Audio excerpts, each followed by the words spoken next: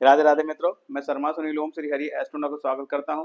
मित्रों, जैसा कि हम सब जानते हैं कि कार्तिक मास आरंभ हो चुका है और ये जो कार्तिक मास का महीना है कृष्ण पक्ष का, ये त्योहारों से भरपूर मंथ ऑफ द फेस्टिवल इसे कह सकते हैं।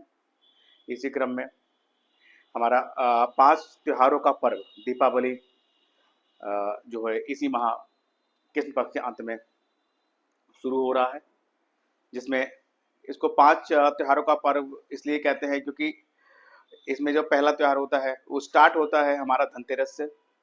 धनतेरस होता है, उसके बाद नरका चौदस होता है, यानी कि छोटी दीपावली होती है। उसके बाद बड़ी दीपावली होती है, फिर गोवर्धन पूजा होता है, उसके बाद अंतिम में भाई दूज का त्योहार होता है। इस तरीके से 5 त्योहारों का पर्व इसको कहा गया है।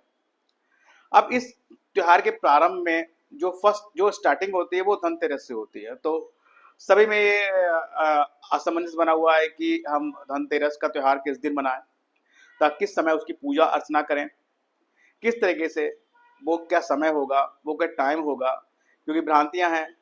कुछ विद्वान कहते हैं कि 29 अक्टूबर को धनतेरस मनाई जाएगी, कुछ कहते हैं 30 अक्टूबर को धनतेरस मनाई जाएगी।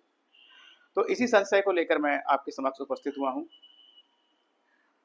इस विषय पर मैं अपने जो है विचार, अपने तथ्यों को आपके समक्ष रखना चाहता हूँ। तो मित्रों, जो धनतेरस का त्योहार किस दिन मनाया जाएगा, इससे पूर्व हम ये जान लेते हैं कि धनतेरस का त्योहार आखिर क्यों मनाया जाता है, इसके पीछे क्या पौराणिक कारण है, इसके बारे में जान लेते हैं।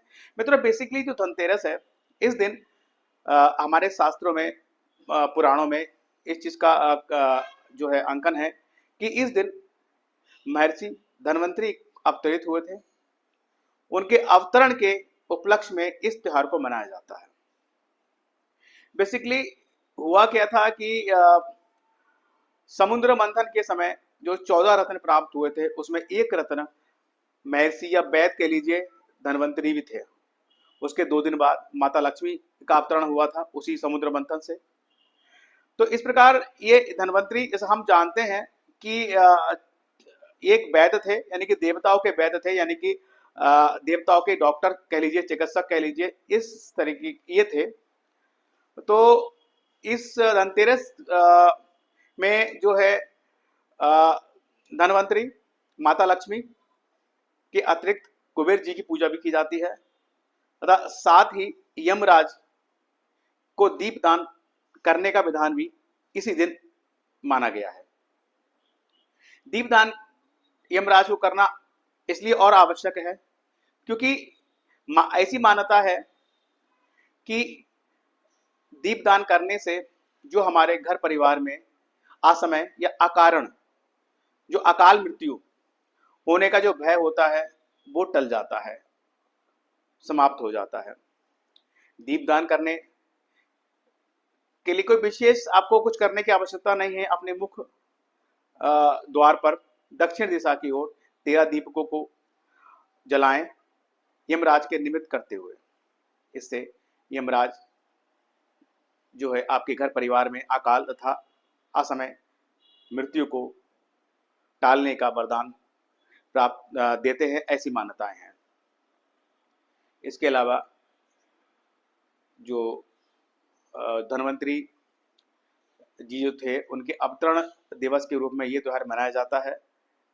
इस त्योहार पर हम सब शुरू से देखते हैं कि हम लोग कुछ ना कुछ बर्तन खरीद कर घर में लाते हैं। उसके पीछे का जो कारण है वो मैं आपको बता देता हूँ। क्योंकि समुद्र मंथन में जो अमृत का कलश निकला था, उसको धन्वंतरी जी अपने हाथ में लेकर उत्पन्न हुए थे। क्योंकि वो कलश था, इसलिए वो कलश धन्वंतरी जी का एक प्रतीक हो गया। इसलिए हम लोग धनतेरस वाले दिन बर्तन खरीदने का जो है प्रयोजन करते हैं। लेकिन विशेष तौर पर हम लोग को ये बात भी मालूम होनी चाहिए कि इस दिन विशेष रूप से हमें पीतल या फिर चांदी के बर्तनों को खरीदना चाहिए। इसके साथ एक तथ्य और भी है कि धनवंतरी की जो प्रिय धातु है वो पीतल है। तो पीतल के बर्तन या पॉट्स खरीदना, यूटेंसिल खरीदना बड़ा ही लाभदायक होता है। ऐसा माना जाता है कि इस दिन यदि आप पीतल के बर्तन घर में लाते हैं खरीद कर, तो वो आपके घर में सौभाग्य और आरोग्य का प्रतीक होता है। तो ये तो रही पौराणिक कुछ तथ्य कि धनतेरस का त्योहार हम कब मनाते हैं। आइए अब जान लेते हैं कि धनतेरस का त्योहार हम कब मनाएं, 29 अक्टूबर को या 30 अक्टूबर को। तो मित्रों, संवत 2081 चल रही है, सन 2024 है, कार्तिक मास, कृष्ण पक्ष की त्रयोदशी तिथि यानी कि 13th डेट, यानी कि उसको हिंदी में जो बोलते हैं हम त्रयोदशी तिथि बोलते हैं। त्रयोदशी तिथि जो है वह 29 अक्टूबर को 11 बजे से दोपहर शुरू हो रही है और जो कि 30 अक्टूबर को दोपहर 1:05 तक रहेगी। क्योंकि धनतेरस पे कुबेर जी, माता लक्ष्मी और धनवंतरी देव की पूजा करने का जो विधान है वो प्रदोष काल में है, शाम के समय है। तो ऐसी दिशा में जो शाम आपको प्राप्त होगी, संध्या काल जो प्राप्त होगी वो 29 अक्टूबर को ही प्राप्त होगी, क्योंकि 30 अक्टूबर को तो ये दोपहर 1 बजे जो ये तिथि है त्रयोदशी तिथि समाप्त हो जाएगी। तो इस सब चीजों को ध्यान में रखते हुए जब हमें जो धनतेरस की जो पूजा पाठ है जो मनाया जाना चाहिए विशेष तौर पर, वो 29 अक्टूबर ही सुटेबल है, क्योंकि संध्या काल उसी पीरियड में आ रहा है और पूजा विशेष तौर पर करने का जो प्रावधान है वो प्रदोष काल में होता है। प्रदोष काल वो समय होता है जो सूर्य अस्त के बाद का करीब 2 घंटे 24 मिनट का समय होता है। इस प्रकार 29 अक्टूबर को जो प्रदोष काल लग रहा है वो 5:33 से रात के 7:57 तक रहेगा।